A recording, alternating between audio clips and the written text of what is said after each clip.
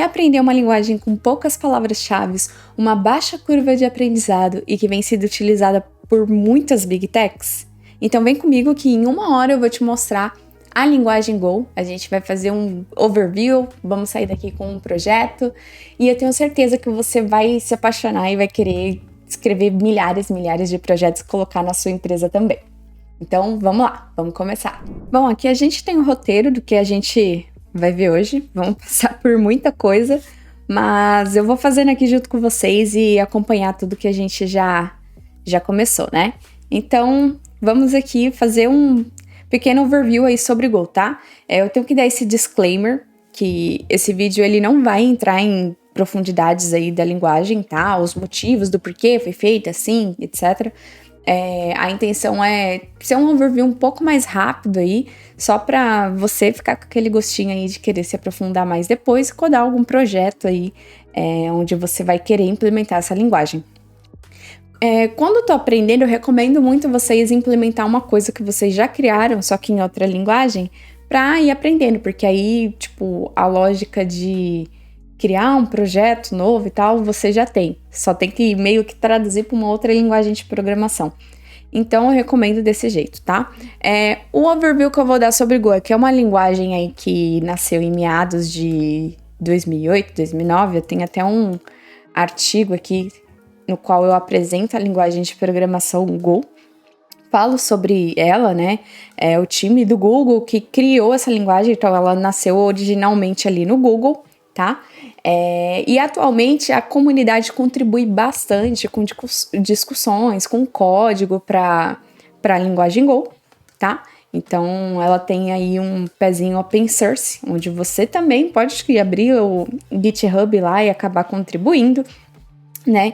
E o porquê que o motivo de Go ter nascido, né? Basicamente o Go nasceu aí por uma demanda que o Google tinha de projetos enormes e mega complexos que a longo prazo estavam se tornando um monstrinho, e aí a galera acabou criando uma linguagem de programação que fosse um pouco mais simples, né? Baseado aí em C. Ela é muito inspirada em C, tanto que se você que tá assistindo esse vídeo chegou a fazer faculdade, tudo bem você não ter feito e tal, você tá migrando, mas quem fez faculdade provavelmente pegou alguma aula de algoritmos e teve que mexer com C. E aí, quando você for ver Go, você vê que é um pouco parecido, né, as duas. Então, ela meio que tem um C-style ali, pode ser considerada C-family, né? É uma linguagem que é um pouco baixo nível também.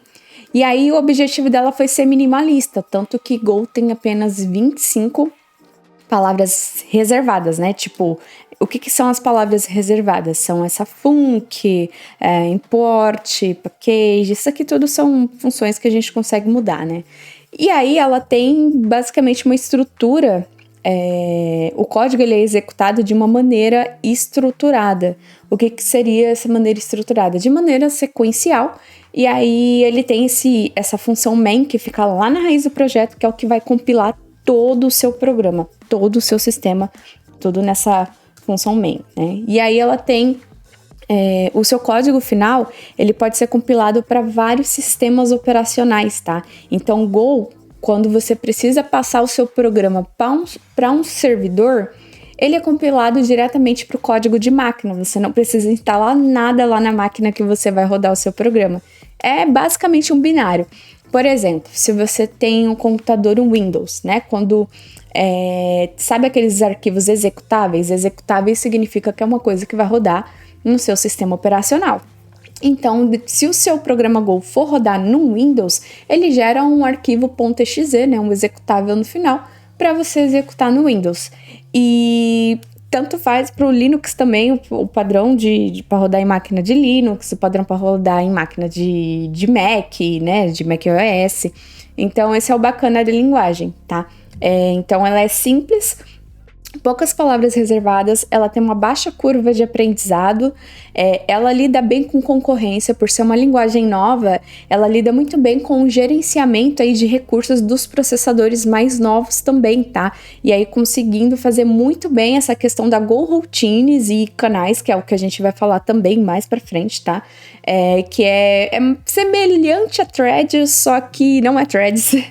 É basicamente as threads do Go, né? Umas Go rotinas são similares e consegue fazer algumas tarefas aí executando de maneira concorrente ao mesmo tempo, disputando os mesmos recursos, mas aí ela gerencia muito bem isso daí, tá? Então, é uma linguagem que veio muito forte aí para ficar. Ela tem a proposta de ser simples, então por isso muitas empresas ou muitos programadores, quando, sei lá, conseguem uma oportunidade que, tipo, eles vêm de uma linguagem tipo Java, e aí a oportunidade da empresa é Go, a galera considera uma curva de aprendizado muito rápida, porque é supimpa, assim, de você aprender. Mas só que assim, a curva de aprendizado rápida não significa que você vai escrever pouco código, tá? Por ela ter poucas palavras reservadas, poucos comandos aí para lidar com algumas estruturas de dados, por exemplo, listas, slices, você vai se pegar escrevendo o algoritmo aí muitas vezes à mão. Então, tipo, map, reduce, filter, cara, você vai ter que só ter um for. Então você vai ter que fazer isso daí.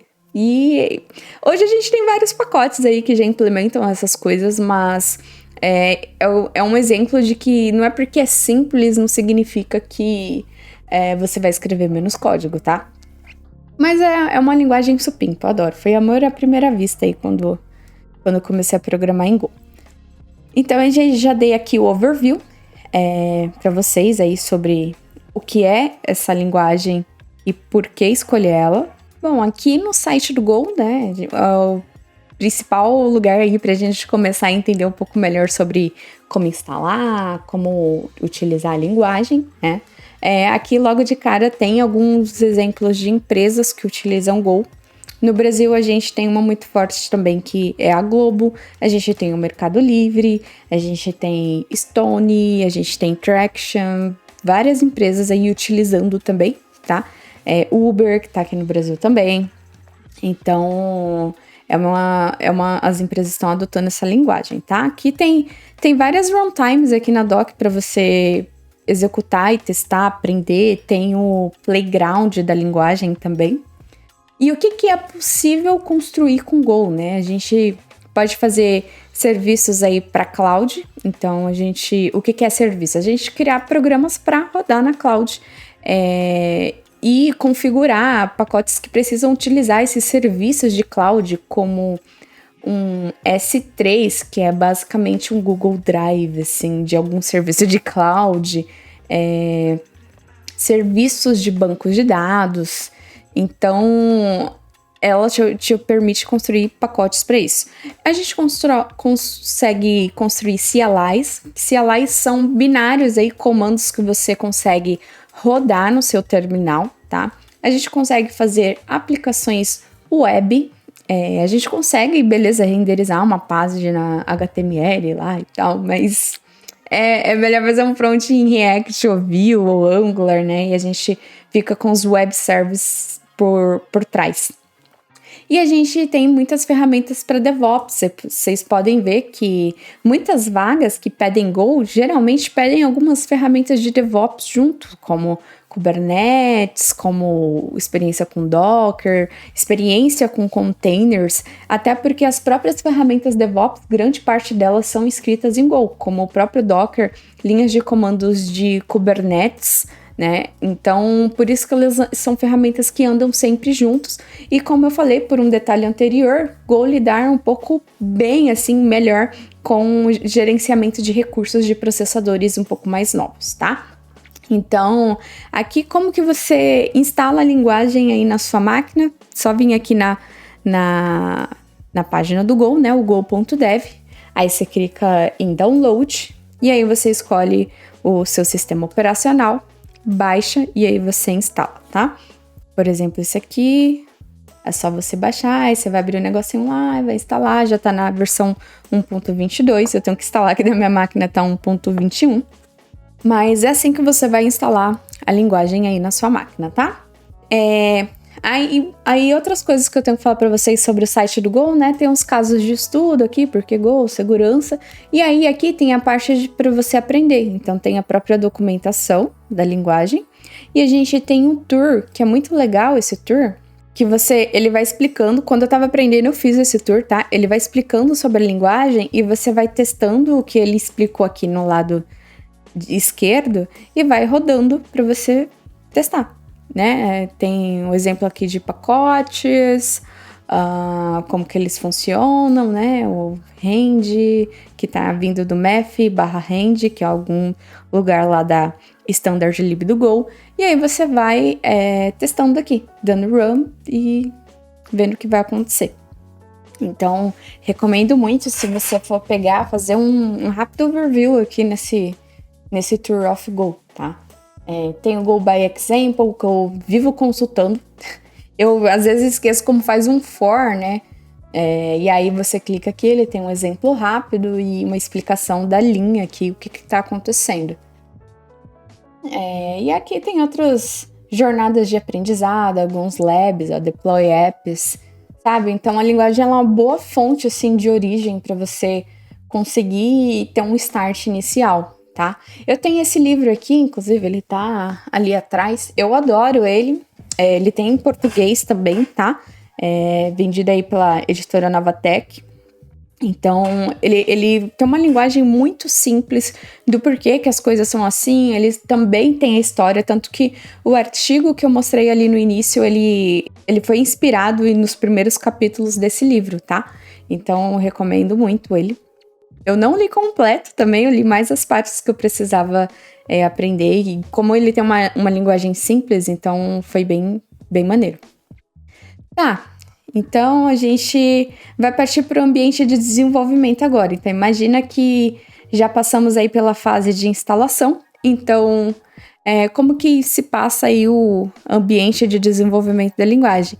Quando você instalar o Go na sua máquina, vai ter uma extensão aqui chamada Go, que é da própria comunidade aí do time do Go. E aí você vai instalar ela. Então ela já vem com vários adaptadores aí para você conseguir rodar debugging, conseguir rodar testes, conseguir fazer autocomplete, lint. Quando você já salvar os arquivos na sua máquina, tipo ele já formata o código, ele tem um auto-import, então você vai importar um pacote de X lugar, ele já coloca lá em cima. É bem legal. Então, depois de vocês instalarem, vocês configuram essa extensão aí no VS Code de vocês, tá? E aí, como que a gente começa a programar em Go? Vamos já para o primeiro código. A gente sempre vai começar do pacote main, né? E ele vai ter uma função. Deixa eu dar um zoom aqui na tela.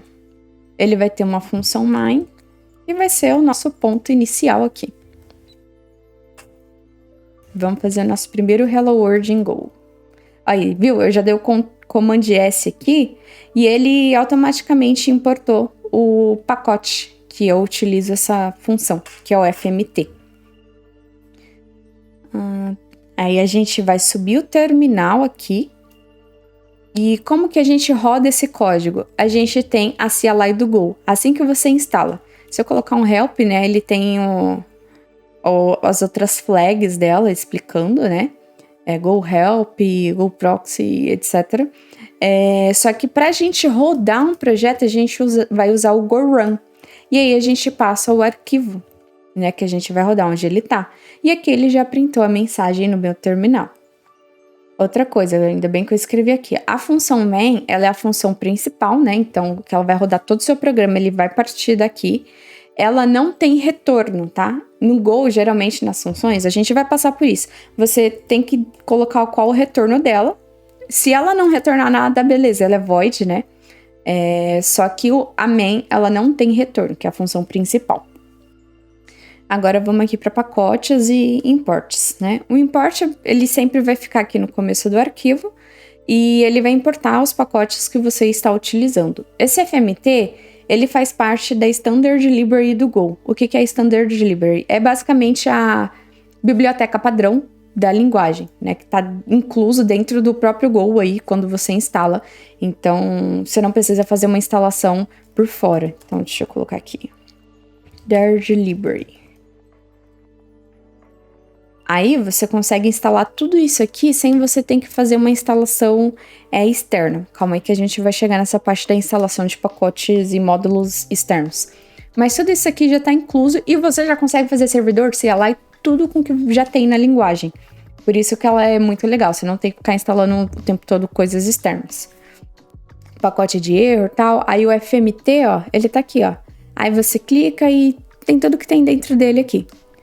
As functions, tudo que tem. A gente usou o println aqui, ó.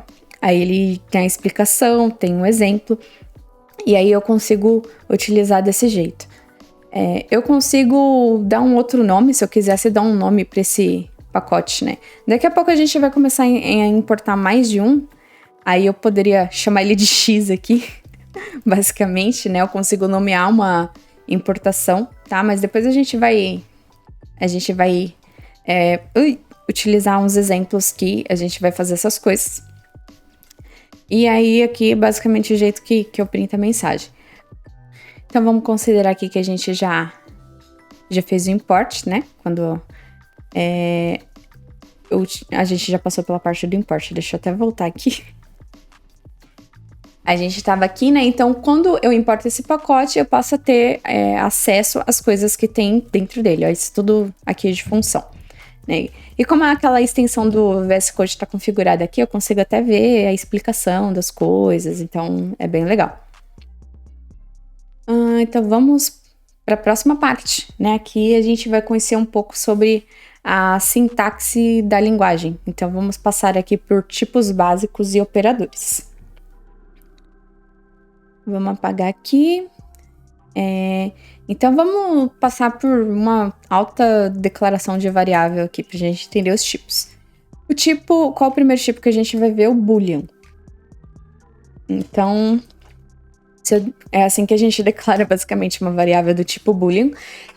Go é uma linguagem fortemente tipada, então você sempre vai ter que falar o tipo das coisas. E isso é mais uma outra coisa que deixa a linguagem mais rápida, porque no build final já sabe o que tem por baixo, etc. Consegue gerenciar melhor aí os recursos da máquina, porque a gente sabe como as coisas são. Então a gente tem o tipo Boolean aqui, então ele só vai aceitar o formato booleano. No momento eu acho que ele vai começar aqui com valor falso, porque eu não inicializei essa variável, então ele vai estar false, né? Mas se eu botasse um true aqui, beleza, vai printar um true. Qual é o próximo tipo? String. Então, a gente tem o tipo... Deixa eu ver. String. O valor inicial do tipo string é vazio, né? Então, se eu printar aqui nesse momento, ele vai mostrar um valor vazio aqui pra gente. E eu posso passar somente texto aqui. Então, hello people. Né? Se eu printar ele agora, hello people. Eu não consigo passar números, né? Go não vai conseguir converter, né? Ele não vai rodar e vai dar um erro aqui de valor inválido.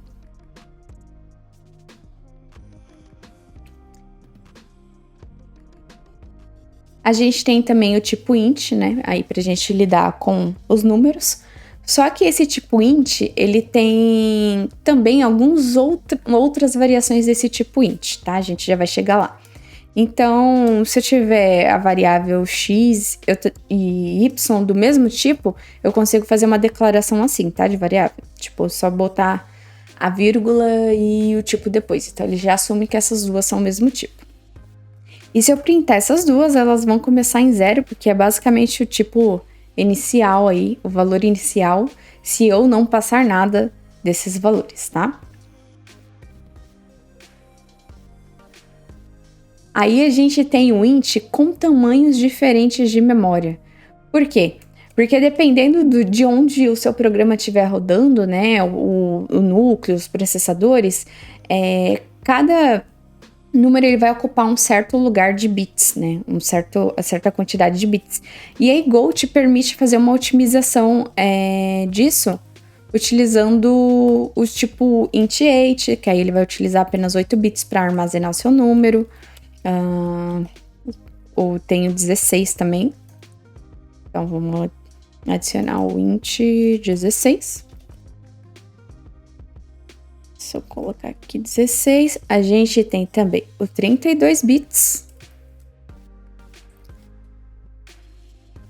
E aí a gente também tem o int64, né? Que permite aí a gente guardar um range, né? Um vetor de tipo de 0 a 1 milhão e não sei quantos. Esse é só um exemplo, como que eu posso dizer, que a gente pode imaginar, tá? É tipo como se fosse um range de 0 a 1000. E esse daqui um range de 0 a 50. Então você consegue gerenciar. Se você tem certeza que você não vai ter que lidar com números grandes, né? Você consegue gerenciar a quantidade de recursos que você vai utilizar para armazenar esses números. A gente também tem os tipos floats, tá? Então, para float, a gente tem 2 tamanhos que a gente pode utilizar. Então, a gente tem o 32, que é o float 32, que permite que a gente guarde uma quantidade maior de arquivos, inclusive esses que tem ponto flutuante. O que é ponto flutuante? Basicamente, quando tem, tipo, um pontinho aqui que ele fica passando por outras partes, né? Isso diz ponto flutuante. Que a gente pode considerar números aí decimais, tanto os negativos quanto os positivos, tá? E aí você consegue usar tanto o float 32 quanto o float 64 para guardar esses números, tá? Então, deixa eu ver aqui se a gente já passou por tudo. E aí a gente tem a parte de inicialização de variáveis. Só recapitulando, a gente viu os tipos booleano, string, int, variação de bits aí para cada tipo do int. A gente tem a variação de float, que é um tipo que a gente consegue guardar números maiores, né? E aí agora a gente vai ver a inicialização de variáveis. Então, eu até acabei iniciando sem querer ali no começo o nosso texto, né? Então, deixa eu pegar uma string aqui e na verdade, eu vou criar outro, myText. Eu consigo inicializar sem falar o tipo dela. Por exemplo, hello text. Vamos dar o print aqui. E aí, vamos rodar. Eu não posso ficar declarando coisas que eu não vou utilizar, gente. É que eu declarei... Deu circle. É que eu declarei o nome da variável com o mesmo nome do tipo, né? Aí deu um problemão. E aí ele deu hello text. Então eu posso iniciar uma variável assim, sem passar o tipo, e aí a própria runtime vai entender que o valor vai definir o tipo, e eu também posso fazer uma inicialização rápida, que seria basicamente eu usar esses 2 pontos igual, que ele é muito utilizado, você vai ver muito em Go. E aí a gente faz o nosso text2 aqui. Ele também vai assumir essa inicialização. Ele tem que ficar dentro de um escopo, tá, gente? Dentro de uma função, ele não fica aqui de um jeito global. Essas variáveis que a gente está declarando aqui, a gente pode até utilizar elas em outros arquivos se elas estiverem com M, né, maiúsculo, por exemplo. A primeira letra maiúscula significa que eu posso utilizar isso fora de outro arquivo, tá? Quando tá minúsculo, eu não consigo utilizar fora de outro arquivo ou pacote em si do Go. E aí, isso aqui, essa declaração desse jeito, ela tem que tá dentro de um escopo lexo de uma função, tá? Então aqui a gente já pega esse exemplo. E aí a gente conseguiu printar. Até eu tô relembrando muita coisa aqui gravando esse vídeo, hein? Float a gente já passou. A gente tem também constantes aqui. Então, eu posso declarar uma constante com o const. Sei lá, deixa eu ver, um state. Um estado. Done, que tá pronto. Então, ele assumiu o tipo string aqui, né? E eu não consigo mudar esse valor. sei lá, ended. Não vou conseguir mudar. Então, é basicamente uma constante. Eu não vou conseguir fazer essas maracutaia aqui. E aí, agora a gente vai partir para operadores aritméticos. Então, a gente já viu o atribuidor, que é basicamente o igual. Deixa eu baixar um pouquinho meu terminal aqui. Deixa eu ver se tá aparecendo. Tá.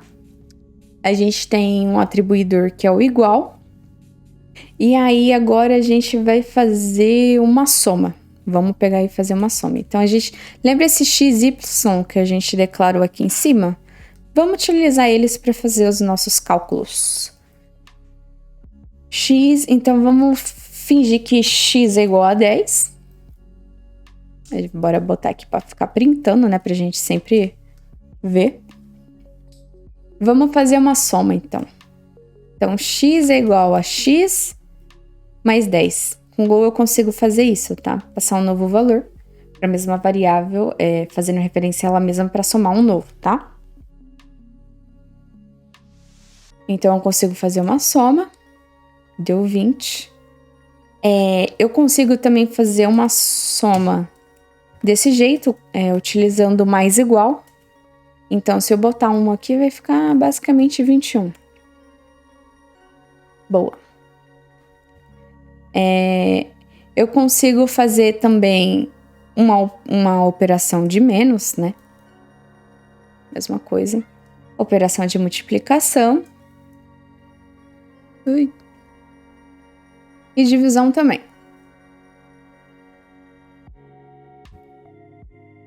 Beleza? A gente também tem esses operadores maior e menor que, né?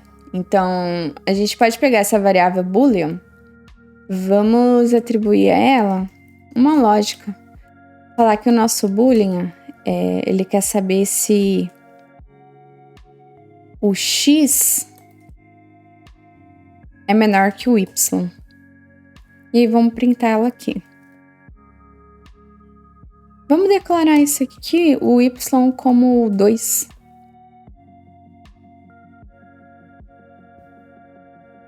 False. E se é maior? Se o x é maior, então tem que dar true isso aqui. Ixi. Vixe. Será que eles deram iguais? Deixa eu dar um print no x e no y aqui.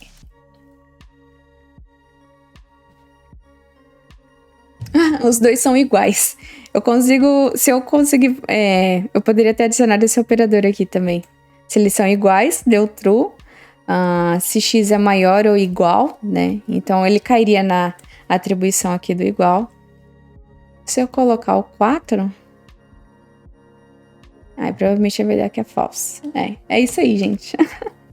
Então, a gente viu aqui esses operadores aritméticos aqui que a gente consegue utilizar. Concatenação de strings. Espera aí. Bora lá, então. Deixa eu apagar esses exemplos aqui. Pra gente não ficar com o arquivo enorme.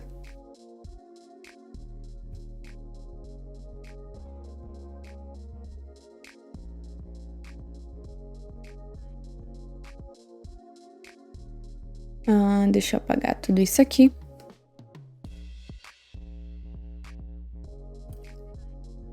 Eu consigo... Vamos criar uma string aqui. Onde a gente só adiciona um hello. Vai ser só isso. Então, eu consigo concatenar string utilizando o sinalzinho de mais. Então, se eu criar uma outra variável aqui chamada reach, eu posso adicionar esse hello mais uma outra do mesmo tipo na frente, né? Porque se eu adicionar um número aqui, ele vai dar pau. Eu não posso fazer isso. Eu tenho que adicionar o mesmo tipo. Word. Às vezes eu como o L aqui, tá? Então eu consigo fazer isso.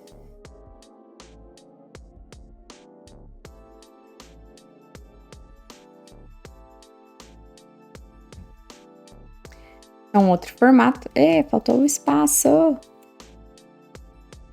Boa. Eu também consigo fazer essas concatenações utilizando o pacote FMT, tá? Então, eu poderia ter usado o printf. Na verdade, o sprintf que vai retornar um texto, tá? Aquele lá, ele já é para essa função aqui. Eu vou usar o printf. Desculpa a confusão, gente. Aí eu já faço o print na hora. O printf, então, aqui a gente coloca 1%, significa que ele vai fazer uma interpolação. Interpolação é meio que substituir uma variável a partir de uma marcação da linguagem. Isso daqui tá na doc do printf, né? Toda vez que tiver esse %s, quer dizer que é um valor do tipo string que vai substituir isso daqui no meio da frase. Word of nice people.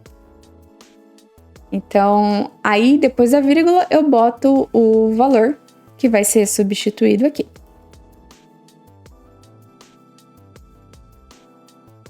Viu? Se eu quisesse colocar outro valor aqui, people, então uma outra string. Aí eu passo aqui na frente o valor do segundo S. Então, essas são as duas maneiras que a gente pode concatenar, tá? Com mais e com algum printf. Geralmente, o padrão das bibliotecas Go, sempre quando vem... você pode fazer uma formatação, que a gente fala de interpolação. Na string, ela tem um Fzinho no final, tipo... messagef, printf, tá?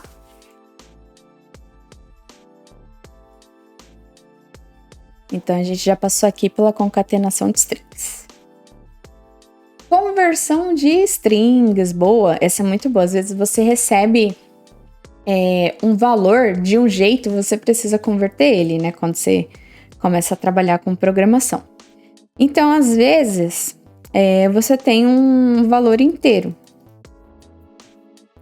E aí, na verdade, você recebe um valor inteiro. Na verdade, você recebe um valor que é um número como string. E aí você precisa converter ele para inteiro para fazer alguns cálculos, né? Então o Go, ele tem um pacote chamado strconv, né? Eu falo stringconv, no qual você consegue fazer essas conversões. Então, eu vou deixar aqui no print para aparecer aqui no terminal, mas strconv é o atoi. Aí você recebe o valor que é uma string e aí ele retorna o int. Na verdade, eu vou ter que fazer esse tratamento aqui fora, porque ele retorna 2 valores aqui, ó, tá vendo? Ó, deixa eu coisar aqui. Um int e um error, tá? O error no Go, ele é um tipo, tá? Então, eu não consigo só printar aqui, porque esse print alien, ele só espera um valor, basicamente, aqui. Então, eu preciso lidar com isso aqui fora, tá? A linguagem me obriga a tratar os erros e o que ela recebe. Então, eu vou botar um S de string e o er de error.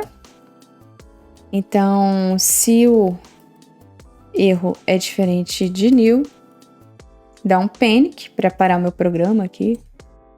Ou no. E aí eu printo o meu S.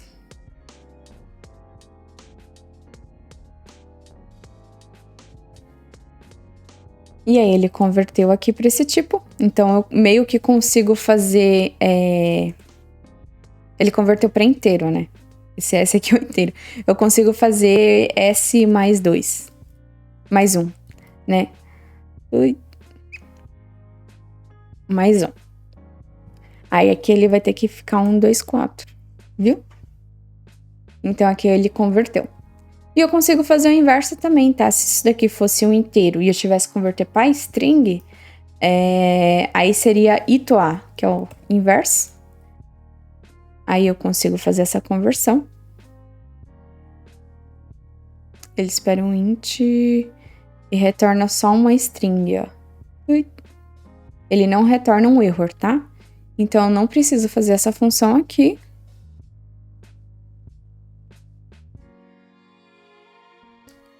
E aí ele me retorna um texto. Então, se eu quiser concatenar com algum outro texto, ele vai aparecer aqui e não vai dar nenhum bug. Então, a gente já passou aqui por conversão. A gente também tem o parse boolean, tá?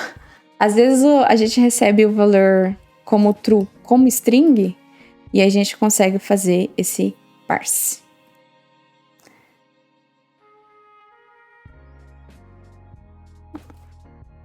Esse value.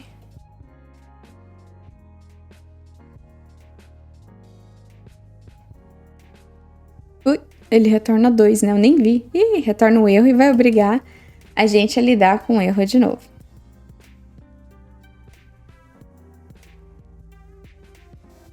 O panic, ele para o seu programa, tá? Ele para. Ele não vai aqui para a linha de baixo. Ele sai e mata o seu programa quando ele tá rodando. Ah, esqueci do if aqui.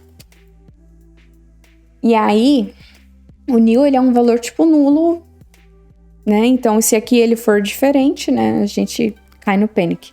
Senão ele vai seguir e vai fazer o nosso print normalmente. Beleza, é um true.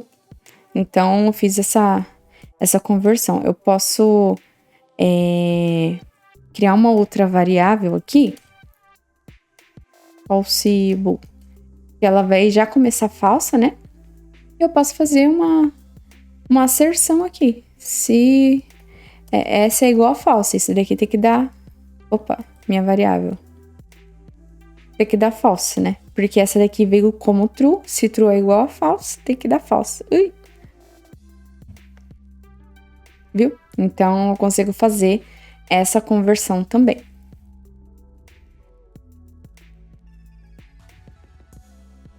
Então, agora composições, arrays e slice. A gente vai entender agora algumas estruturas de dados são muito utilizadas em programas. Então, o que são as composições desses tipos, né? Vamos começar pelo array. Array nada mais é que um local em memória onde você fala qual tamanho e vai armazenar vários valores do mesmo tipo. Então, a gente pode declarar um array em Go desse jeito. Array, e aí a gente fala o tamanho dele. Por exemplo, esse daqui, ele vai ter o tamanho de 2 e vai ser uma string. Como que eu vou preencher os valores disso aqui, tá? Esse aqui ele vai estar vazio, então eu vou... Isso aqui eu tô falando para runtime da linguagem. Reserva 2 espaços em memória aí para eu guardar valores do tipo string. Então, atualmente ele vai estar vazio, não vai ter nada nele, mas para eu guardar em array, eu tenho que pegar tipo o endereço, né? O índice dele, o 0, adicionar o valor e falar tipo qual valor que vai estar naquele índice, naquele local do espaço que eu reservei, né? Então, se eu der um print agora, beleza, ele vai ter meus 2 elementos dentro dele. E aí, se eu falar que, tipo, vai ter um outro terceiro, a própria linguagem já nem deixa eu compilar, porque eu falei que o tamanho dele é 2, tá? Então, é assim que você utiliza arrays em Go. Só que, além de fazer essa declaração aqui, eu posso também já inicializar o meu array com os valores, né? Aqui eu adicionei o A, B no índice 0 e 1, mas eu poderia muito bem ter feito isso aqui, ó. Ter feito aquela declaração rápida e aí ter falado que tem os valores ABC ou AB dentro dele, tá? Que também funciona. Se eu já tentasse colocar o C aqui, aí já não ia funcionar. Tá, então a gente tem aqui os exemplos do array, como que eu faço composição. E aí a gente vai falar agora dos slices. Então o que são os slices ou fatias? É quando eu preciso de um local na minha memória para guardar vários elementos do mesmo tipo e ele tem que ser flexível, né? Eu não quero falar qual o tamanho dele, né? Guarda 10 espaços aí. Eu não sei o tamanho, ele pode aumentar, pode diminuir, E isso é conhecido como slices, né? Então, como que os slices eles são declarados? Basicamente, eu tiro isso daqui, né? Eu vou deixar o exemplo do array para vocês verem a diferença melhor. Aqui. Eu vou deixar do jeito que tava e aí eu vou declarar o slice embaixo para ficar mais notável, né? Aqui a gente tem um exemplo do array. Eu vou deixar o print do array aqui.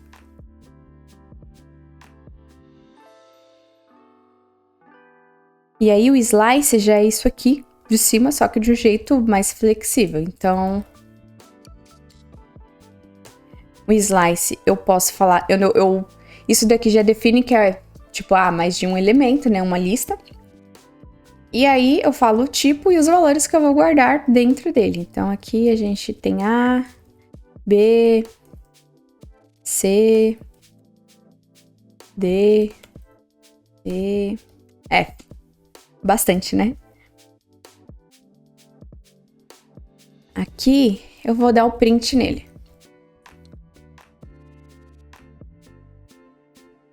Deixa eu colocar como comentário aqui. Array. Aqui a gente tá vendo slice. E aqui a gente já vê que, tipo, eu não precisei passar um número e eu já inicializei desse jeito, tá?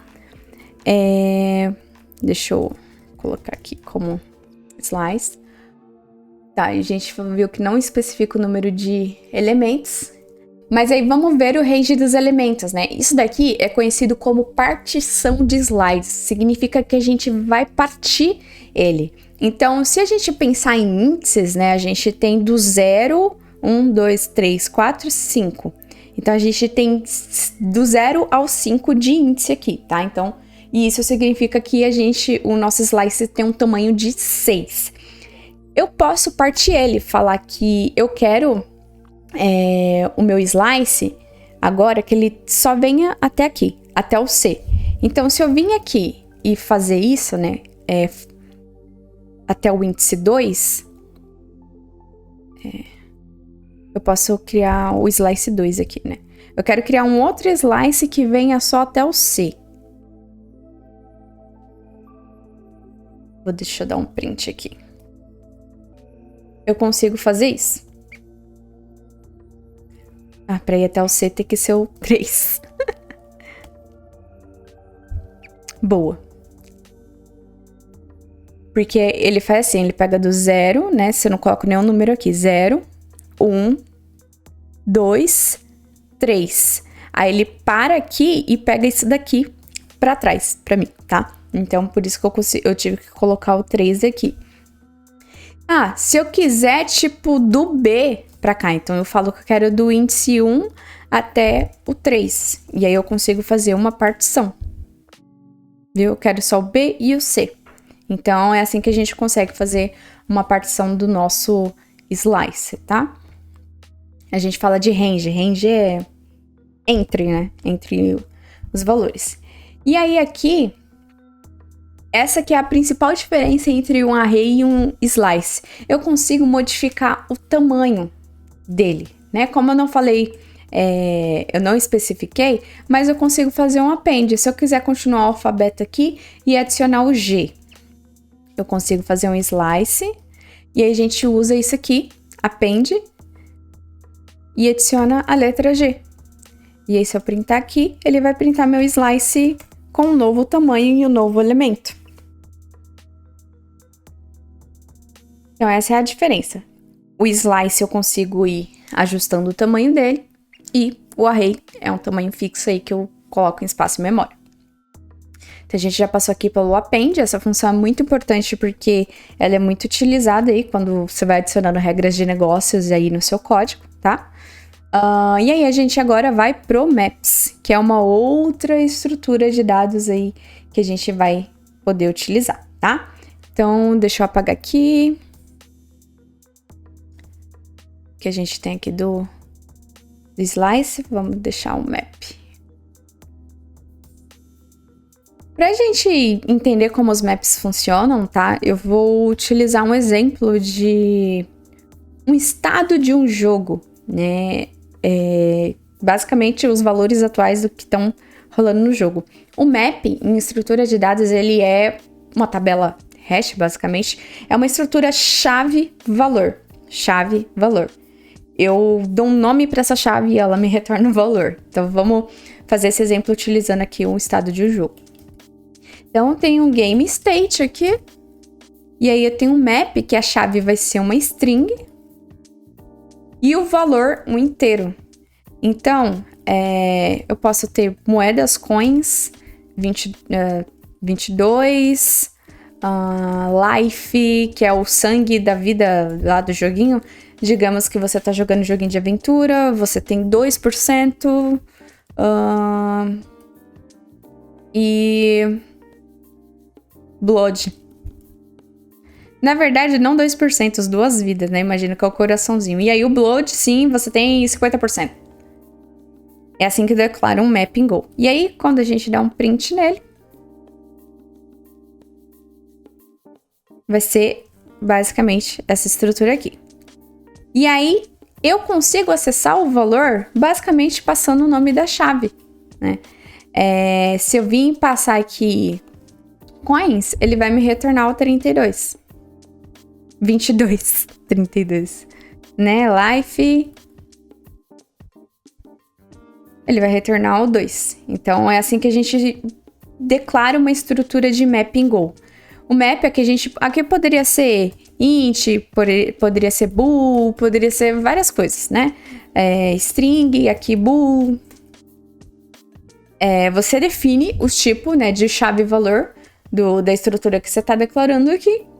E aí você consegue acessar só passando a chave.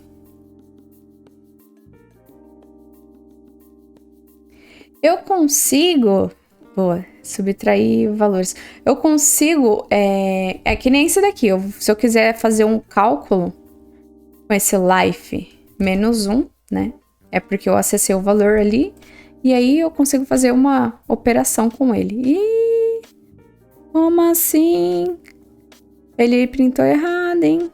Deixa eu botar aqui 3. Eu não tinha salvo o arquivo também, né, pessoal? Aí, pronto, deu certo. A gente tem também o delete, então eu consigo deletar elementos do meu map. Então, se eu vim aqui e der um delete no campo de coins, né, na chave de coins... Ui.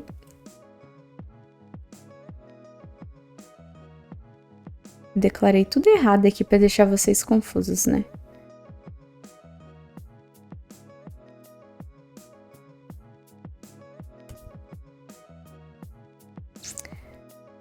Pronto.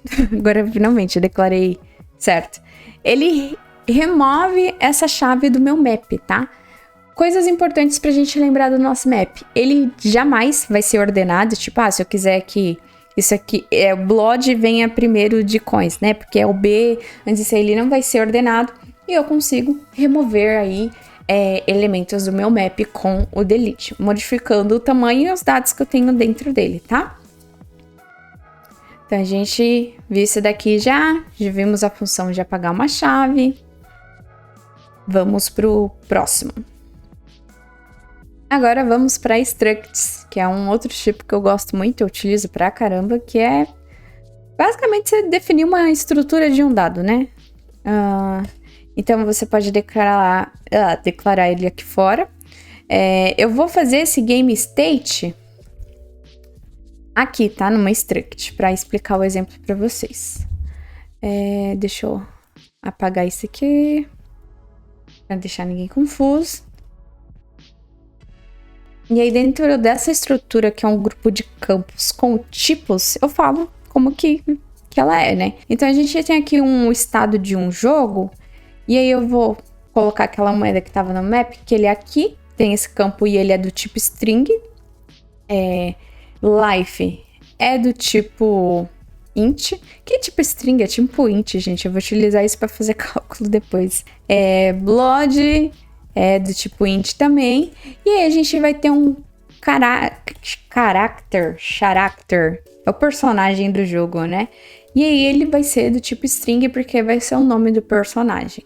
Com a struct, eu também posso utilizar uma struct dentro de outra struct. Então, vamos supor que eu tivesse uma struct de character, e aí ele tivesse um name, que é do tipo string, e age, idade. Não, aí também já é demais, né? Idade, color, uma corzinha para identificar. Então, aí a gente teria a cor. E aí eu posso falar aqui, nessa struct, que o character...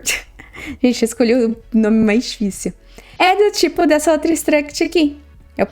O nome aqui pode ser qualquer um. Mas o tipo é dessa outra struct. Então, eu consigo ter um tipo de struct dentro de outro tipo. Eu consigo ter um map de string, que vai ser um nome, e vai ter o meu character aqui. É basicamente uma definição, né? Um agrupamento onde você vai definir os tipos, né? Um grupo de informação, pode ter outros tipos entre seus campos, isso já vimos. E aí, isso aqui é importante. Eu até falei no começo do vídeo, mas vou repetir. Quando eles são declarados com letra maiúscula, e os campos também, eles podem ser utilizados e modificados fora desse pacote. Se isso aqui tudo tiver com a letra minúscula, né, isso só pode ser modificado, né, e utilizado aqui dentro desse pacote main, que é o que a gente está utilizando. E aí eu consigo, criar um map com struct. Vamos continuar aqui na vibe do jogo, né, esse character aqui, cara, eu vou deixar ele só com uma string aqui para o nosso código ficar menor.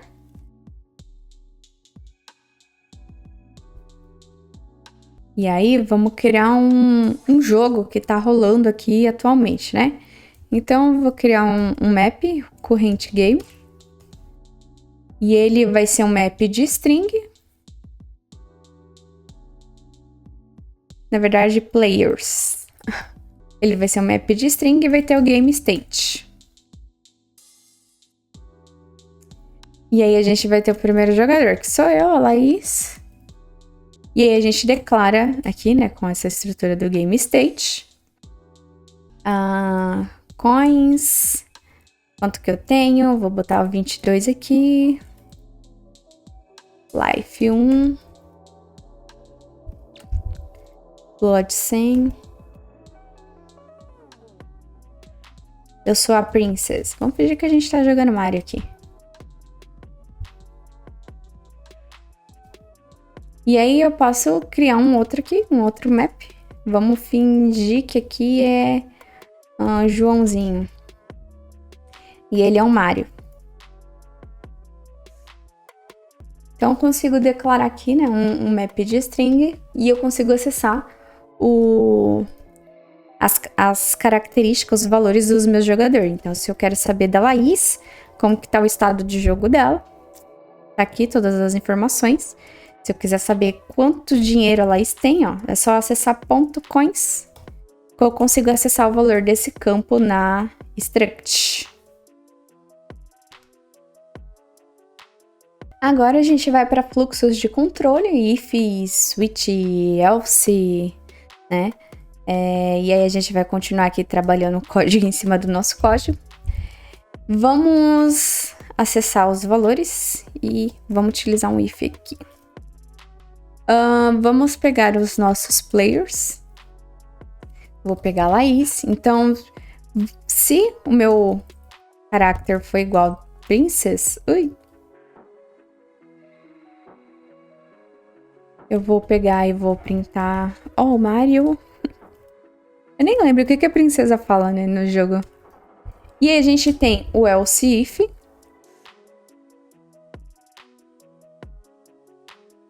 A gente pega o players. Vamos pegar aqui o Joãozinho. Se o character dele for igual ao Mario, vai printar It's me Mario. It's me Mario, eu sei que ele fala.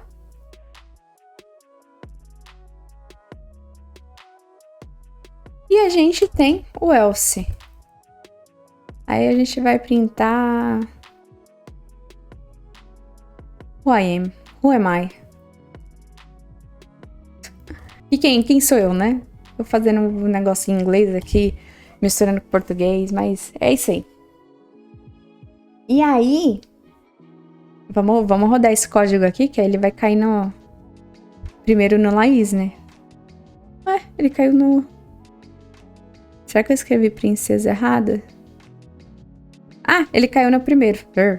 Tá certo, eu pensei que tinha caído na frase do Mario aqui. Se eu botar aqui uma lógica errada, né? Ele vai cair no outro. Então, esse é um fluxo de controle. A gente tem if, else if e else. Aí, vamos pro próximo fluxo de controle, que é o switch case. Então, vamos transformar essa lógica aqui que a gente fez em um switch case, tá? Eu vou apagar esse if para não ficar muito grande, muito lixo, mas eu vou copiar essa lógica para cá, tá? Então, vamos criar uma character, uma variável aqui, onde eu quero saber o character da Laís, tá? E aí, a gente vai fazer um switch case. O switch eu passo aqui o valor, que vai ser dessa variável. E aí, eu abro chaves. Aí, se for do tipo princess, né? Se o valor que tá aqui for princess, vai printar essa mensagem aqui. Deixa eu colar ela aqui. Se for Mario, vai printar esse aqui. E aí, a gente tem também um valor default. Que se não tiver nenhum, aí vai printar esse aqui.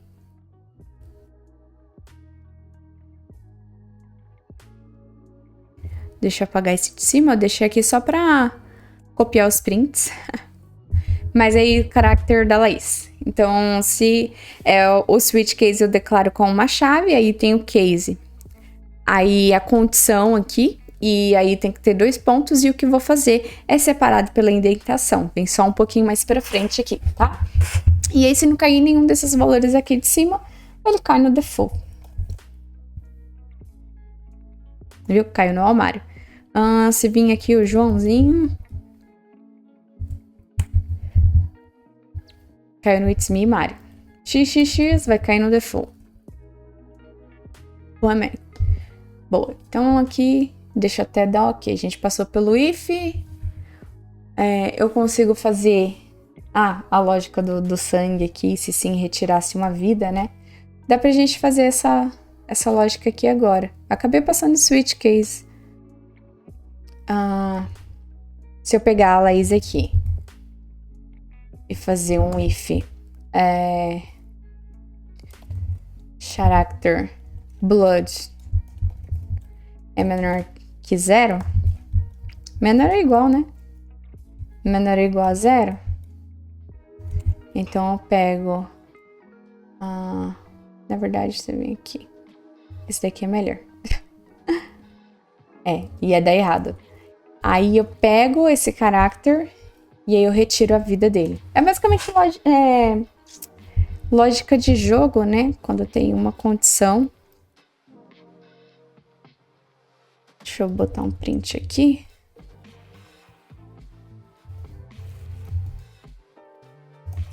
Vamos fingir que o jogo aqui tá acontecendo. E aí aqui em cima, antes do meu for, meu personagem decidiu perder o blood. Ele ficou igual a 0. Aí ele vai retirar minha vida. Antes eu tava com uma vida. E aí aconteceu do sangue. E aí depois voltou. Tinha que começar com 100% de novo, né? Mas era só pra fazer esse if de controle aqui que eu coloquei lá no roteiro. E o arquivo vai ficar disponível até pra vocês pegarem e estudarem depois, tá? Beleza. Switch case a gente viu. A gente também já viu. Então, acabamos matando essa parte de fluxo de controle. Agora vamos falar do for. A gente não tem muitas maneiras diferentes de fazer um for, tá? A gente tem um jeito clássico. Então, deixa eu colocar aqui.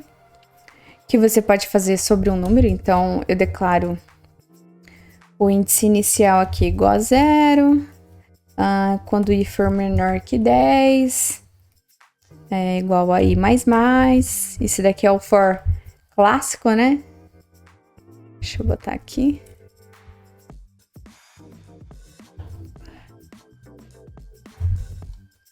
Ele não vai deixar eu compilar se eu não estiver usando isso aqui, né? Mas a gente vai já usar.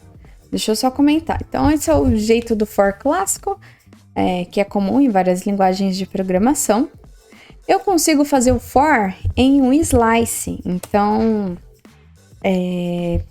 deixa eu declarar um slice aqui. Slice de string A, B, C. Aqui seria o meu index, e aí o value, e aí eu tenho o meu range. O range, ele faz o for em um slice e em um map também, tá? Esse daqui é antes, eu botei depois. E aí já a gente vai ver em um map. Deixa eu printar aqui. Esse index, ele é declarado internamente, né? Mas o value é esse valor ABC aqui, que vocês vão ver.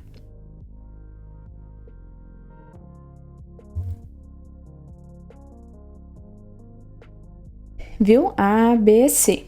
E eu também consigo fazer o for em um map. Então, eu vou fazer o for nesse map aqui que a gente criou já, do jogo, né, de players. Eu vou pegar... O primeiro vai ser a chave do meu map. E o segundo é o valor, que é o game state, né? Eu vou pegar state só. E aqui é o meu map, players. Então, eu acho que eu vou passar aquela lógica lá do que a gente fez no switch case aqui dentro. Players. Então, vamos fazer aquele switch case aqui. A gente passar a lógica aqui, né? Se o meu player...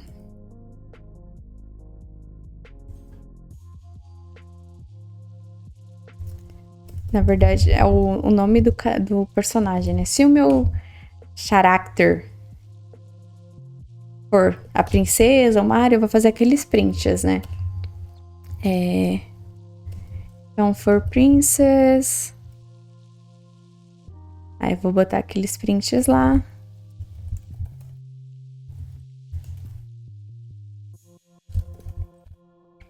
Deixa eu copiar aqui para ficar mais rápido.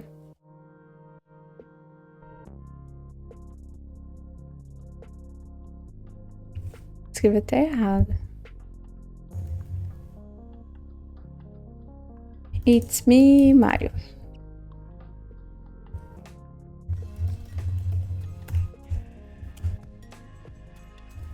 Default.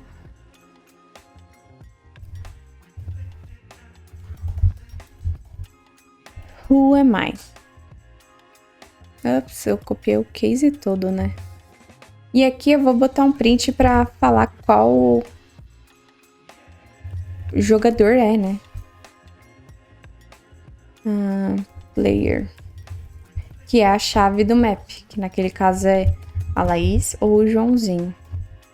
Que a gente tem um for sobre um map. Chave e valor. Chave é o nome do jogador. Valor é o state, né? O game state. Aqui. E as condições para ele printar o que tem que ser printado. Então, quando o player for a Laís, printou o Mario. Quando foi o Joãozinho, it's me, Mario. Então, aqui o for a gente já terminou.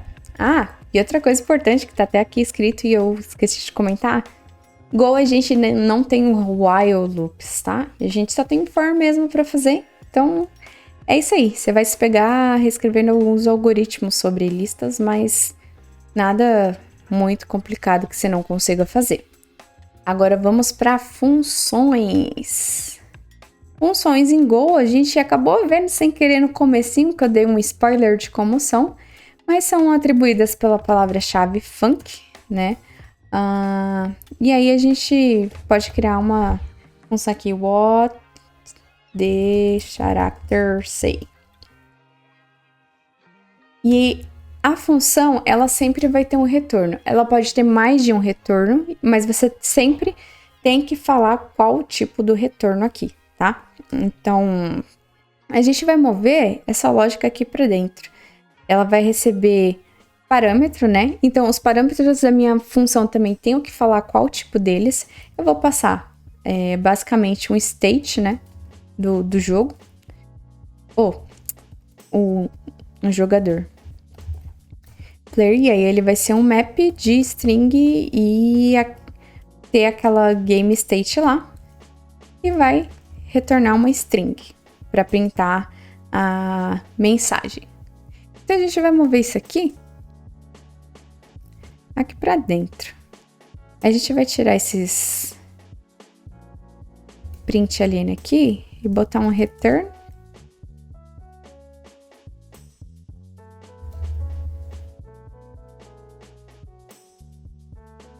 Esse daqui ele vai receber players.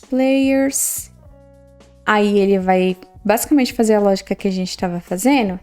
E em Go eu executo uma função dessa maneira. Basicamente chamando ela tá nesse mesmo pacote main. Então eu não preciso fazer pacote.watch não sei o que. Que aí teria que estar maiúsculo para eu conseguir usar em outro pacote, né? Como tá no mesmo, é só eu basicamente chamar aqui.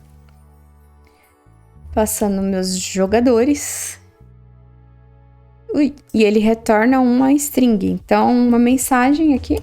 E a gente printa ela.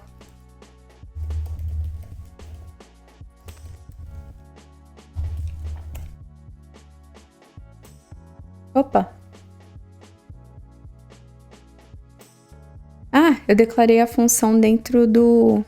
ela tem que ter um valor default aqui, tá? Se não cair nenhum desses daqui, eu tenho que colocar pelo menos um vazio, né? Em Go ele não deixa você compilar se não tiver um retorno. Por exemplo, se nenhuma dessas asserções desse for desse certo, não teria um retorno aqui. E aí quebraria todo o meu programa. Então, Go te obriga a colocar mesmo que você não vá usar. Botão default.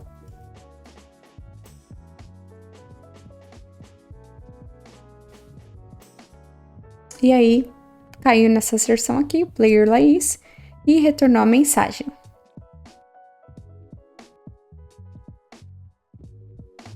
Esse void é como se fosse a main, né? Quer dizer que a função ela não tem retorno, ela só faz operações assim dentro dela. E aí já fizemos o mover sobre a nova função. Agora a gente vai aqui para métodos, que já fica um pouquinho difícil de entender, mas qualquer coisa, gente, vocês podem voltar nesse vídeo e tal, ver na doc, ver alguns artigos que expliquem como faça também. Mas o método no Go é basicamente uma função que vai estar vinculada a uma estrutura em que ela vai operar, a uma struct, né? Então, vocês lembram da minha struct aqui, GameState? Deixa eu apagar esse map, que a gente agora vai começar a deixar as coisas um pouquinho mais diferentes. Vamos supor que eu não quero que isso aqui seja acessível fora, né? Alguém possa acessar e modificar isso aqui. Mas eu quero disponibilizar métodos, tipo getters ou setters, né? Que consigam modificar esses valores. Então, eu crio um método. E esse método, ele faz primeiro referência à estrutura em que ele vai operar, que no meu caso é GameState, e depois vem o nome da função. Então, vamos supor que eu quero o nome do personagem, né? Do character e o quanto de sangue ele tem. Então, deixa eu colocar aqui blood. Eu não vou receber nada no meu método, eu vou só retornar. Então, eu vou ter dois retornos aqui, string e int. E aí, eu acesso a minha estrutura, né, g.character e g.blood. Esse aqui, ele tá grifado porque eu não tô utilizando, ele fica me alertando, tá? Então, aqui, vamos dizer que eu tenho o state 1, né? Vamos declarar aqui a nossa struct. já com o Blood do 1, 2, 3, não. 13. Character vai ser a princesa. E a gente tem o State 2. Deixa eu botar coins aqui também. Tem coins e life.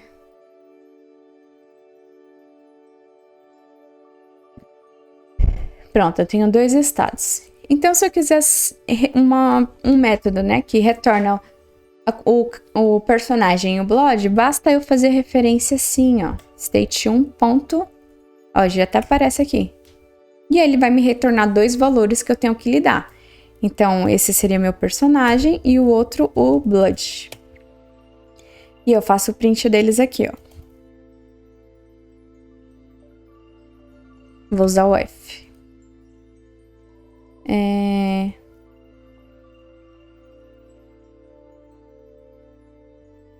E o outro é Blood. C, I. O, B, de Blood. E aqui do meu State 2 eu vou fazer a mesma coisa. Deixa eu mudar aqui para State 2. Né? Esse método, ele opera sobre essa estrutura. E vocês podem ver que o State 1 e o State 2, eles são essa estrutura, eles utilizam ela. Os valores são diferentes, né? Tanto que as variáveis são diferentes também. Mas o tipo é o mesmo. E eles podem utilizar o mesmo método. Então aqui, deixa eu botar um outro nome para as variáveis, senão vai dar ruim. E é assim que a gente declara basicamente um método em Go. Deixa eu botar um _in aqui. Pra ele quebrar a linha. Viu? Então, Ixi, os dois estão princess, né? Deixa eu mudar pra Mario. Então é isso. O método é uma função também. Ele também pode receber parâmetros aqui. Só que primeiro ele recebe a referência à estrutura que ele vai operar. E aí depois é uma função normal com retornos, etc. E aí quando você tem uma variável que faz referência a essa estrutura, então isso significa que esse método também fica acessível, tá? Então aqui nesse bloco eu consigo acessar esses valores e eu consigo acessar os meus métodos, tá? Boa, já vimos então os métodos aqui. Agora vamos para interfaces, né? Assim como em algumas linguagens de programação aí orientada a objetos, Go também tem interfaces que servem como contratos que te forçam a implementar coisas que você fala que ela tem, né? Você define regras. Então, vamos utilizar um exemplo aqui de que eu tenho uma interface de getters, né? E elas são declaradas desse jeito, tá, gente? Game State Getters. E aí, eu falo que nessa interface, esse método aqui, ele tem que estar sempre implementado, né? Então, eu falo que o que for implementar essa interface sempre tem que ter esse método e retorna desse jeito aqui. No momento, ela não está sendo utilizada em nenhum lugar, tá? Mas vamos supor que... Beleza, eu declaro... Eu já tenho State 1 aqui, deixa eu apagar o State 2. Vamos deixar aqui o exemplo já de uma. Mas vamos supor que eu tenho uma outra struct. Kirby State. Kirby Game. Eu gosto do joguinho do Kirby, tá? Vamos declarar um estado de jogo de outro jogo. Aquele é um jogo geral, né? Deu pra ver que na verdade é um jogo do Mario. Deixa eu até colocar aqui, Mario Game.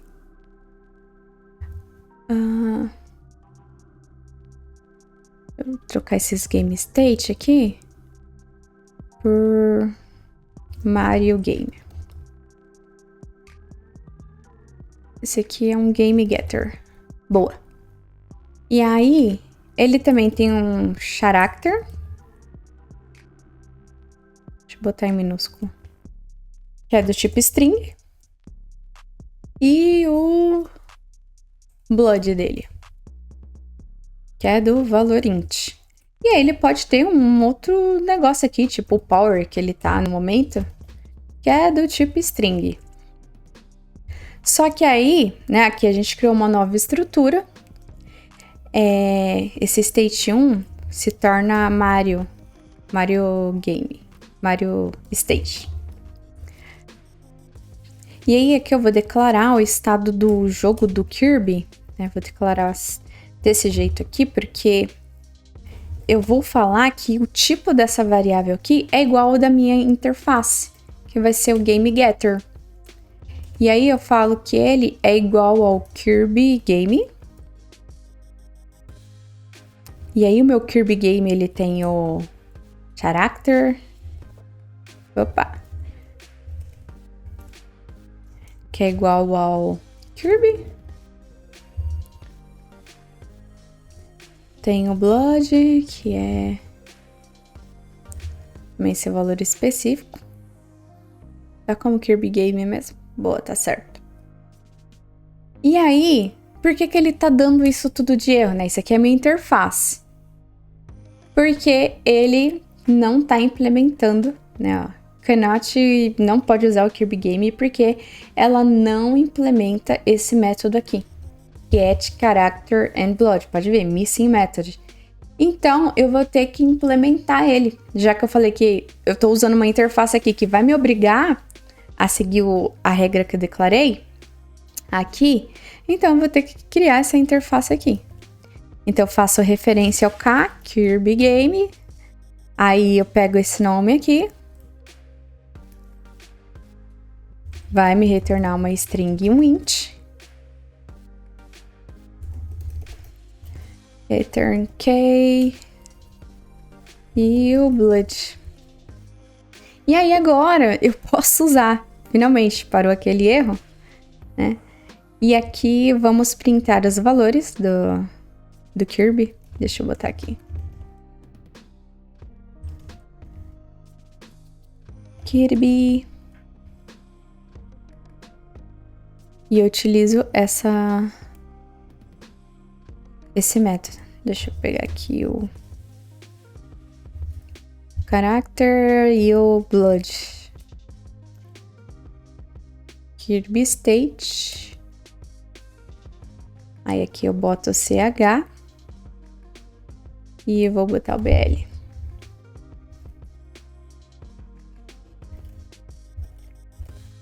Aqui é o estado do Mario, né?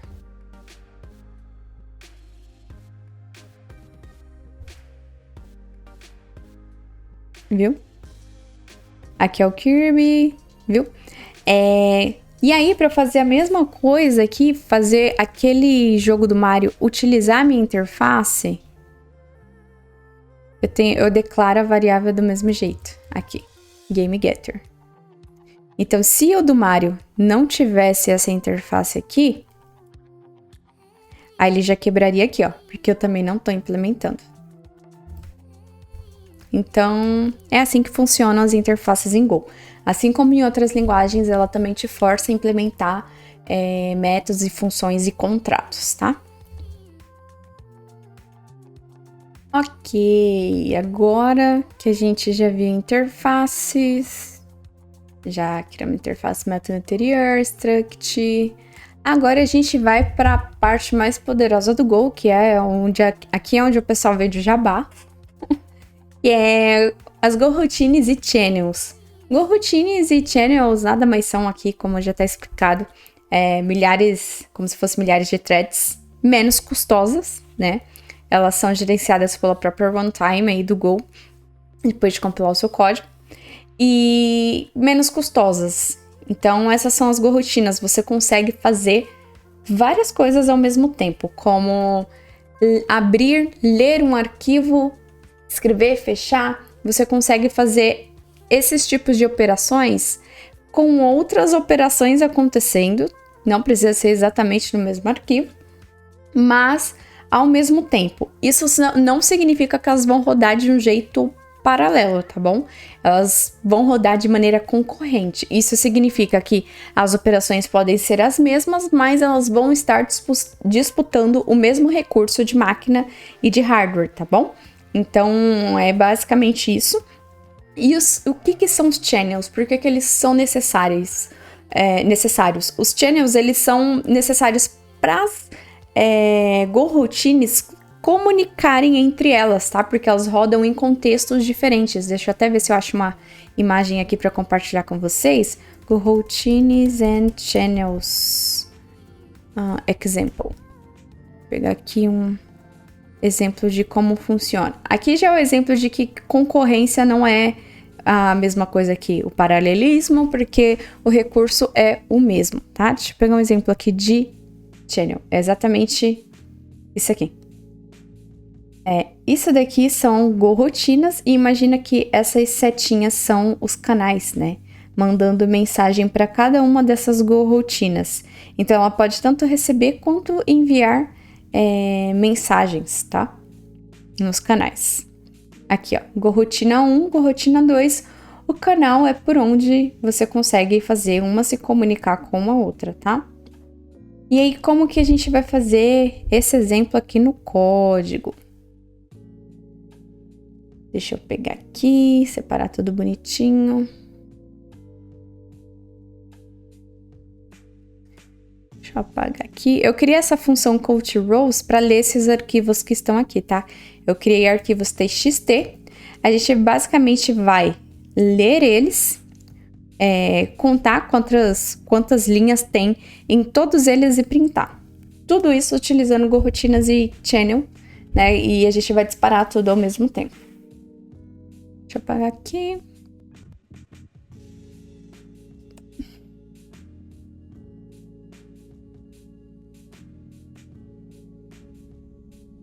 Então, a gente vai ter... Eu vou declarar aqui um slice com esses arquivos. File 1. txt.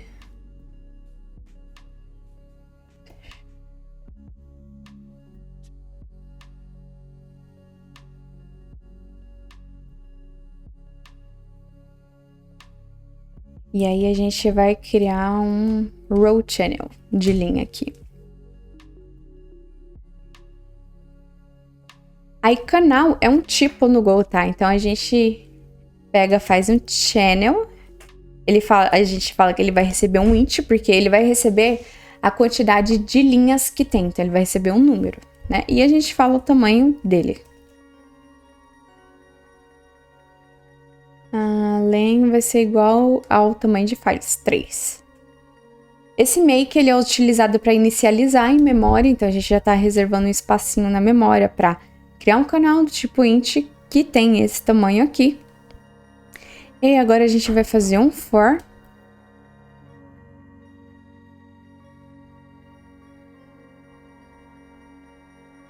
Nesse files aqui.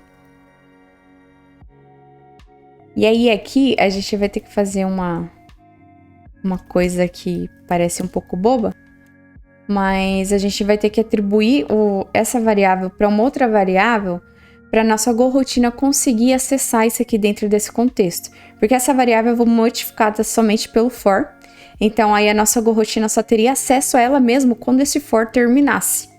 E aí a gente quer acessar cada vez que ela muda, né? Então eu preciso criar uma nova aqui dentro desse contexto onde a minha coroutine consegue capturar. Então, como que eu vou inicializar a coroutine? Ela vai ser uma função anônima aqui. Eu tenho que inicializar aqui no final. Isso quer dizer que assim que tipo passa por essa bloco, eu vou iniciar essa função. Então, o número de linhas... Eu vou chamar aquela minha função, tá? E eu passo o nome do arquivo que ela vai ler. Tá? Então aqui, ó, se a gente pegar a nossa função, ela abre o arquivo, ela cria um scanner, né, um buffer para você ir guardando os arquivos que você lê, e dá um scan nela e aí vai anotando a quantidade de bytes aqui de elementos que eu tenho dentro de cada arquivo. Então ela vai retornar o valor ou um erro. E aí o erro eu tenho que tratar, né? Go, ele te... Eita. Go te obriga a tratar erros. Não tem como. E aí a gente faz um panic aqui. Pro nosso programa parar.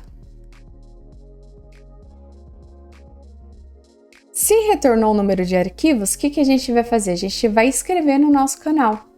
Como que escreve no canal? A gente pega e faz essa setinha aqui. Isso aqui significa que eu estou escrevendo aqui. Quando a setinha tá desse lado, do lado direito, né? E tem uma coisa que vai enviar o valor do lado direito, significa que eu estou escrevendo. E aí aqui embaixo, fora desse for,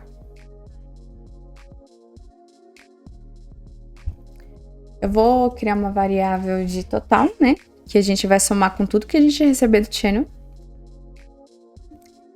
E a gente vai fazer, deixa eu limpar o terminal, um range nele.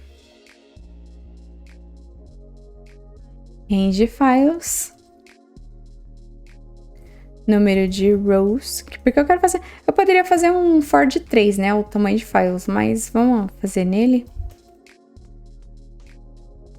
E aí, esse num rows, eu falo que ele é o nosso row channel. Eu preciso esvaziar o meu canal depois que eu preencho ele, né? Então, quando a setinha tá aqui, desse lado, eu estou escrevendo. Quando eu boto pro lado esquerdo e tem uma variável nova que eu tô declarando depois... Deixa eu botar rows.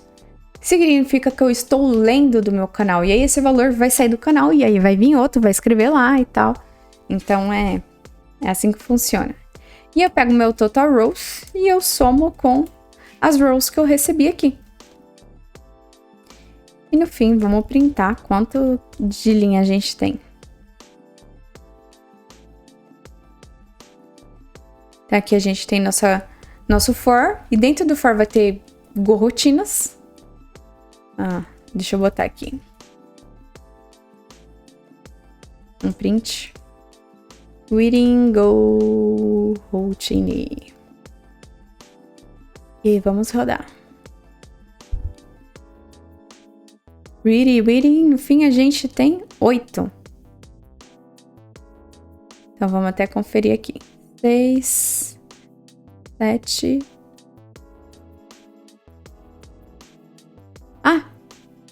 8 ia tá estranho, porque assim, gente, tá contando a letra, né? Eu esqueci de mudar aqui pro file 3. Aí o valor vai ficar diferente agora. 10, boa. Agora sim tá certo. Que aqui a gente tem 6, 7, 8, 9, 10. 10 linhas aqui. Então é assim que funciona as Go rotinas, tá? E aí aqui eu escrevo nesse canal e aqui fora eu consigo receber ele dentro desse for. Então, esse é um exemplo aqui. Ok, agora vamos para a parte mais divertida. Vamos criar um projeto. Esse projeto ele vai ser bem simples, tá? Ele vai ser um jogo da forca que a gente vai fazer, que é aquele joguinho onde tem uma palavra e aí você tem que ir adivinhando e você tem um limite de tentativas, que era o bonequinho lá que você ia preenchendo, né? A gente vai fazer um básico do básico, do básico, bem básico mesmo. E vamos fazer com um servidor HTTP, tá? Então vamos utilizar, não um framework, mas um pacote que é muito utilizado para criar aplicações web. Então, primeiro a gente vai ter que iniciar o módulo do projeto. Então, nosso projeto, já que ele vai ter dependências externas de pacotes externos, não só da standard lib do Go, a gente vai ter que começar um módulo nele. Então, deixa eu colocar aqui, go mod init, aí eu coloco o endereço do GitHub, meu usuário. Isso é um padrão de projetos Go, tá? Porque isso vai representar, né, onde o endereço está, e caso o seu projeto seja um módulo, as pessoas podem instalar ele utilizando o Go install, Go get, e aí ele vai apontar diretamente para o Go mod do arquivo e entender onde tudo começa e o que precisa para rodar o seu código em um outro código ou em um outro projeto. Então a gente faz o go mod init, que tinha colocado aqui, primeiro iniciar o módulo do projeto. Já começou. E aí a gente dá um go mod tid como ele pediu, só para ver se não tem uma dependência. Esse GoModTD, ele basicamente vê se a gente tá, tipo, usando um pacote externo aqui, que ainda não foi instalado aqui, tá? Então aqui é o nosso módulo, ele fala qual a versão Go do projeto, que eu tenho que atualizar, inclusive, que a gente já tá na 1.22, né? E aí aqui, depois vocês vão ver que vai ficar com as dependências. A gente vai utilizar o ICO, deixa eu já marcar aqui, esse daqui. A gente tem outros pacotes de web servers HTTP, tá? Tem como você fazer de maneira nativa, tem como você fazer utilizando o Gorilla, Gin, mas a gente vai utilizar o ICO, né? É um dos mais utilizados que a gente tem hoje. Então aqui a gente tem como instala ele, o primeiro Hello World, que é o que a gente vai fazer aqui. Eu vou até já copiar esse código aqui e colocar no nosso projeto.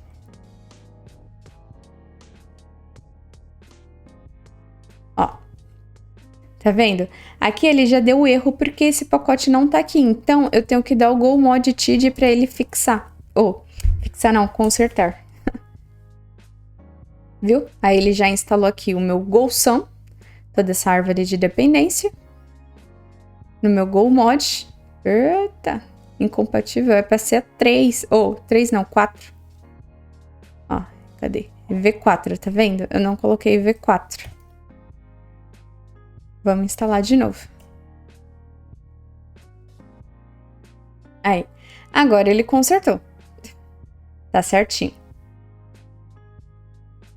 E aí tá instalado no meu projeto. Então aqui eu inicio o ICO, né? Ele retorna uma nova instância do ICO. Esse asterisco significa ponteiro. Go tem ponteiros, tá? Mas eu não entrei em detalhes disso, senão é uma coisa um pouco mais avançadinha aí que a gente tem que entender sobre memória, baixo nível, referência. E aí aqui a gente tem a rota, que vai ser o início. Vamos botar uma rota chamada Hello. E aí a gente retorna uma string, né, quando bater nessa rota. E vai retornar Hello World. Então vamos rodar nosso código. A gente dá um go run main go. Iniciou na 1323. 1323. Hello. Hello World. Tá aqui, no nosso navegador aqui. Então a gente já conseguiu subir um servidor HTTP. Criamos nosso primeiro Hello World.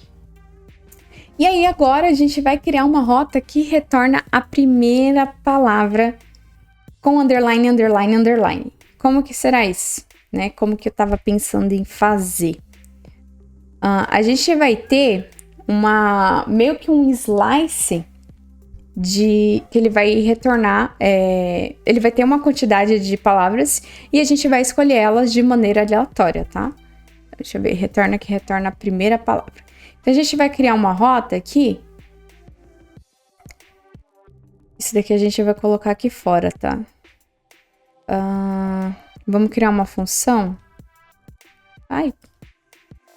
Chamada getWord. Deixa eu colocar essa função aqui para fora. A gente vai fazer tudo nesse mesmo arquivo, tá? Função que se chama getWord. E ela vai retornar um error, tá? Então, esse string, ele retorna um error.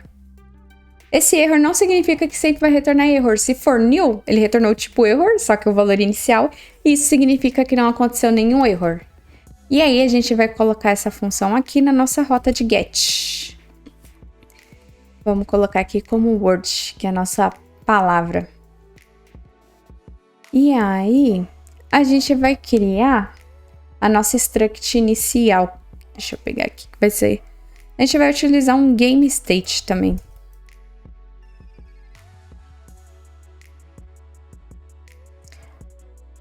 Deixa eu até ver se eu coloquei aqui. Primeira rota que retorna a palavra. Criamos. Agora vamos criar a struct de estado do jogo. Words, então, que são palavras aleatórias que eu já vou ter disponível no meu jogo. Chosen word vai ser a palavra que vai ter sido escolhida. E a show word. a palavra que eu vou estar mostrando. Então, tipo, se eu acertar uma letra, o resto tem que estar com underline, sabe? Então, tudo isso vai ser... Na verdade, a gente pode colocar message.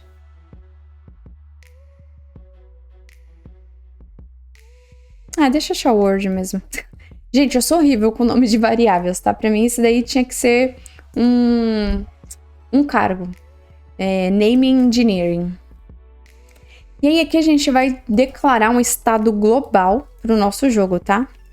Ele vai ficar disponível na nossa aplicação inteira. E aí, ele vai ser o game desse tipo aqui, Game State. Então, definimos a estrutura inicial. Criamos a variável. E agora a gente vai criar a função que inicia o jogo. Então, essa função ela vai ser responsável por criar, tipo, todos os valores iniciais do nosso jogo, tá? Definir todos esses valores aqui para a gente poder começar e printar para o usuário. Então, a gente vai pegar aqui, criar uma função chamada initGame. Ela vai ser void, não vai retornar nada, mas ela vai modificar a nossa variável global. Words, e aí a gente bota uma string aqui. Bora colocar a peteca. Luz, janela. Abacaxi. Suquinho. Vai deixar difícil, hein? Aí, a gente... O que tem essa chosen word, né? Ela tem que escolher de maneira aleatória entre essas daqui. Então, eu vou criar uma função que ela vai retornar um número, um índice aleatório para eu poder ler isso daqui, baseado no time Unix aqui da minha máquina, tá? Então... vou pegar aqui, eu vou usar o pacote rand. Vou pegar um new. Vamos adicionar uma nova fonte. Tempo de agora. Ensinando.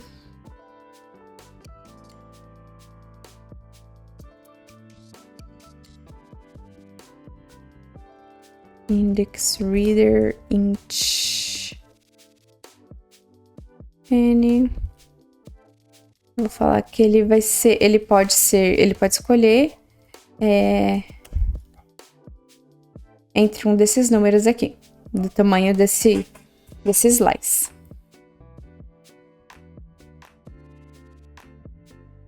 mf. Isso. Ele importou o pacote errado. Aí ele tá dando erro, porque a gente não tá usando esse index. Mas aí a nossa game state chosen vai ser igual ao índice que retornou aqui.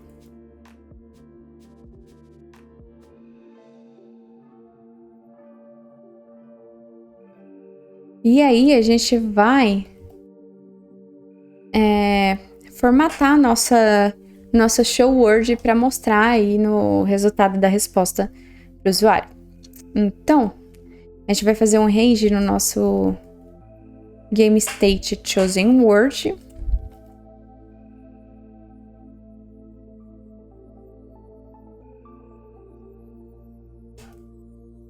Aqui é igual a essa formatação aqui.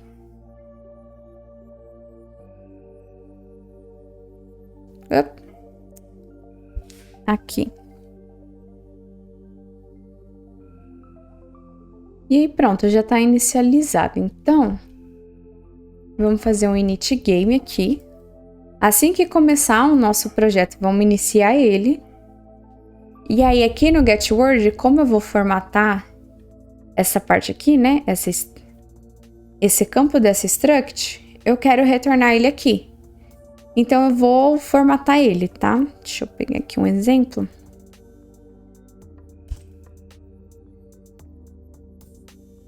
Sprintf.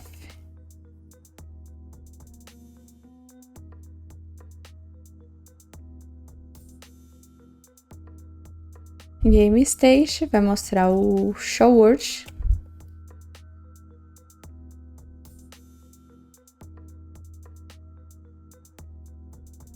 Pronto. Essa função aqui é o que é chamado quando bate na nossa rota. Vamos ver se ele já iniciou aqui. Eu uso o Thunder Client para testar.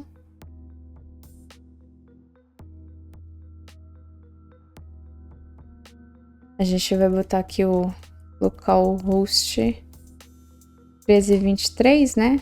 O Word que a gente deixou. E vamos iniciar nossa aplicação.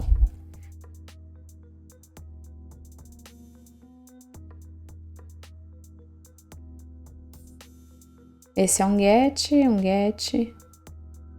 Aí, pronto, retornou aqui, ó. Boa, ele escolheu uma palavra e retornou ali. Agora, vamos criar, deixa eu até vir aqui na ordem. Ó, criamos essa função, configuramos o print na rota get. Agora, vamos criar a função que processa a letra recebida. Então, a gente vai... É a função que a rota post vai chamar, tá? Então, deixa eu até dar uma olhada aqui. Process letter. Eu tive que fazer esse projeto antes, né? Então, tô dando uma conferida aqui na minha cola, gente. Aí, ele vai receber a letra. Ele vai ser void, não vai fazer nada, porque ele vai ficar modificando a nossa variável. Então, a gente vai converter ela para minúsculo.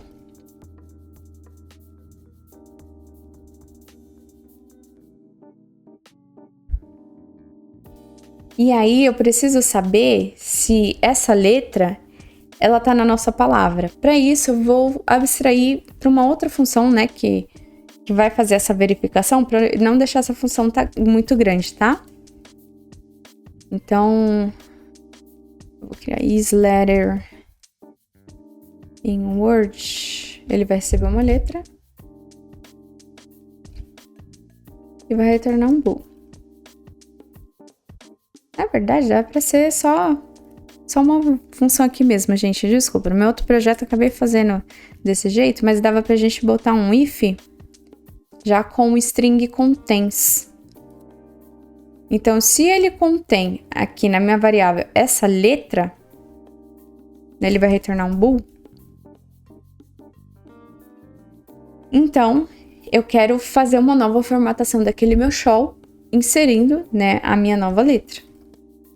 Então, eu vou fazer um for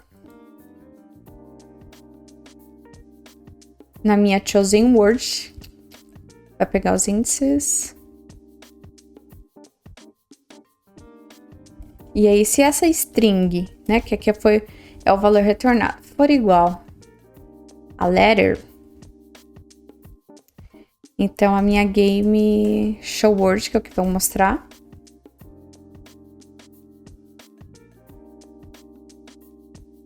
ela vai ser partida até o meu índice, né? Eu quero até o que eu já tenho atualmente. Eu vou somar com a minha nova letra, tá?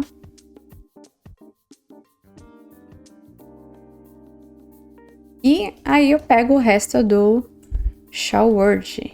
Eu pego do índice mais um pra frente. Até o final. Então, basicamente, eu vou acabar formatando ele todo de novo.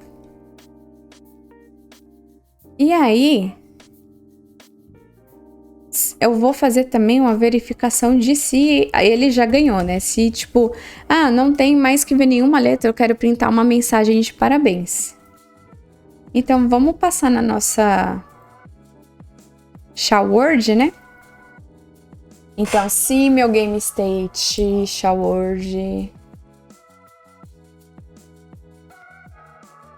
ainda tem um underlinezinho aqui, quer dizer, não tem mais, né? Porque aqui eu tô fazendo uma negação. Eu quero exibir um texto de parabéns. Parabéns, você ganhou. Vou pular uma linha aqui. Eu vou concatenar. A palavra era... bora somar aqui. Game State Chosen Word. Aí eu adiciono a palavra foi escolhida. E aí o show word, que vai mostrar para o usuário, eu falo que é igual a esse texto aqui. Boa. Aqui é porque a gente ainda não está usando em nenhum lugar. Então, agora a gente já criou a função, vamos criar a nossa rota de post.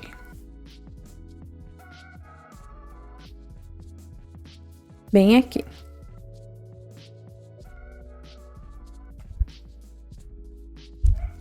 Ela vai ter o mesmo nome, só muda o método, né? E aí a gente vai ter que criar a nossa função de que vai processar. Deixa eu ver aqui como eu fiz. Vamos criar a nossa insert word. Também vai receber o contexto do ícone.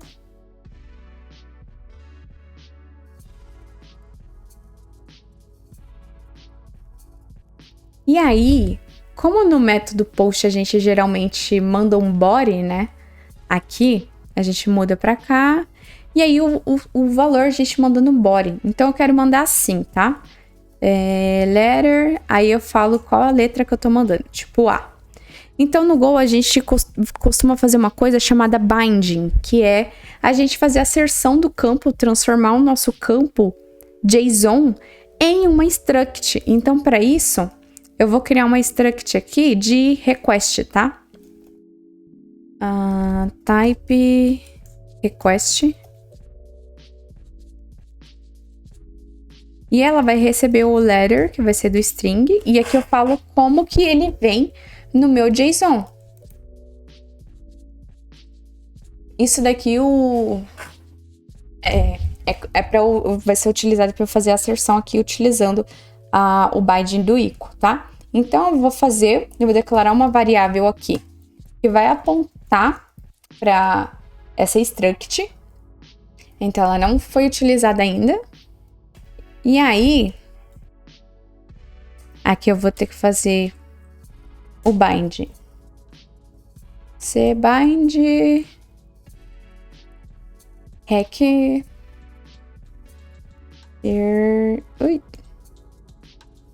igual a new return string.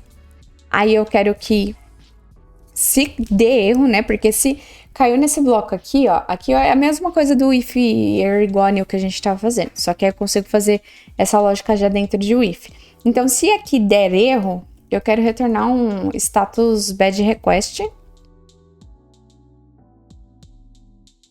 Bad request. Contexto. Mas se der certo, né? Ele tá fazendo isso daqui, ele tá apontando para a referência dessa variável.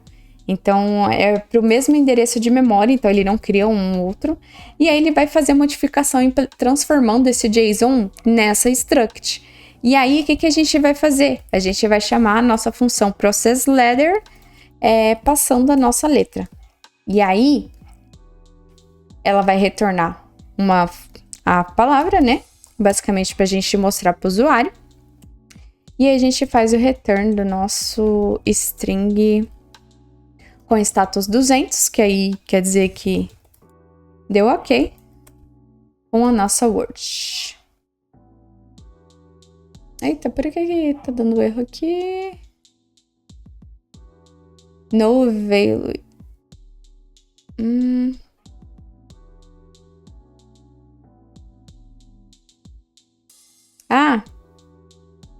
Eu tenho que... Ele só vai processar, não retorna nada. Desculpa, gente. Eu vou pegar o valor da variável aqui para poder printar para o usuário. Então, vou usar um sprintf. Word s game state show word. E lembra que eu estou utilizando esse campo da minha struct para fazer os prints? Então, eu vou aqui e aí eu passo pro meu usuário de volta. HTTPS não, HTTP.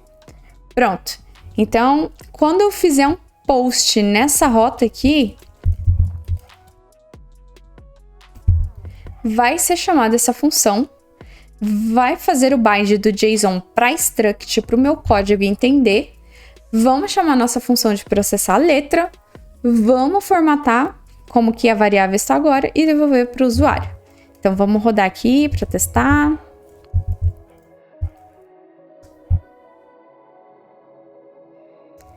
Tá, agora a gente vai fazer o nosso post. Vamos fazer um get primeiro.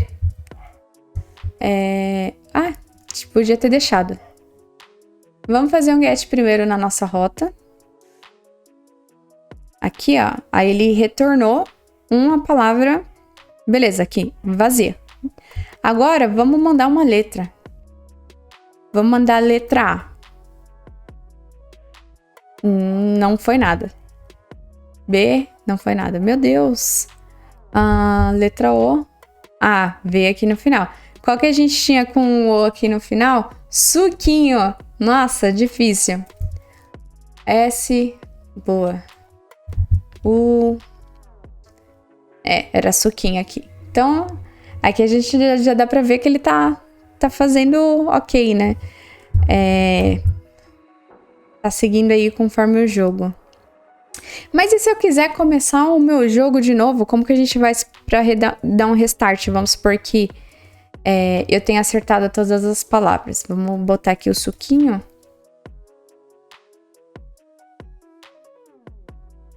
E aí, beleza, ganhei, né? Ele transformou aqui naquele texto. Agora eu quero começar o jogo de novo. Vamos criar uma rota que faz o restart disso, né? Então, bora fazer um get new aqui. Deixa eu ver aqui como criei a função. New game, vamos criar. New game. Vai receber o equal context. Retorna um error também. Aí eu pego, vamos limpar aquela nossa variável aqui para transformar em vazio. E aí a gente chama a nossa função initGame de novo. Simplesmente isso. E aí passamos de novo aqui esse print para o usuário conseguir jogar de novo. Aí eu chamo essa new game aqui. Então, vamos fazer o restart da nossa aplicação aqui.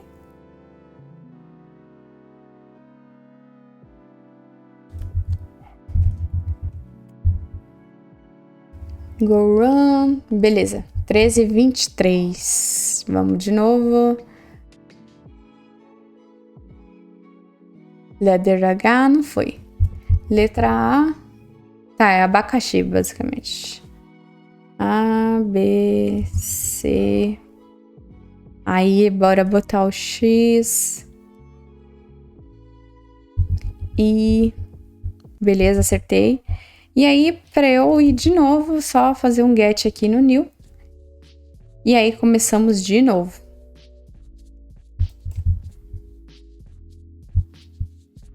Pronto. Fizemos basicamente aqui um jogo da forca.